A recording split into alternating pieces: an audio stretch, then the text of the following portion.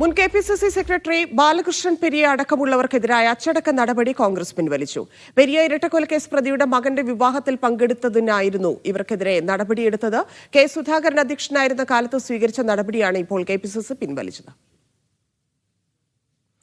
KR Saju ചേരുന്നു. സാജു, നടപടി പിൻവലിക്കുന്നതിലൂടെ KPCC ഉദ്ദേശിച്ചത് എന്താണ് അതുമായി ബന്ധപ്പെട്ടുള്ള പ്രതികരണം?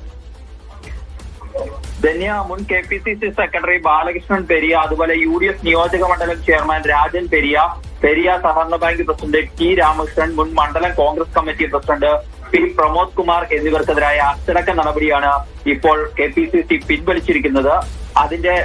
ഇതിലേക്ക് നയിച്ച കാരണം ആദ്യം നമ്മൾ മനസ്സിലാക്കേണ്ടതുണ്ട്. അത് പെരിയ ഇരട്ട കൊലപാതക കേസിലെ പ്രതിയുടെ മകന്റെ കല്യാണത്തിൽ പങ്കെടുത്തതിനെ തുടർന്ന് വിവാദമായിരുന്നു.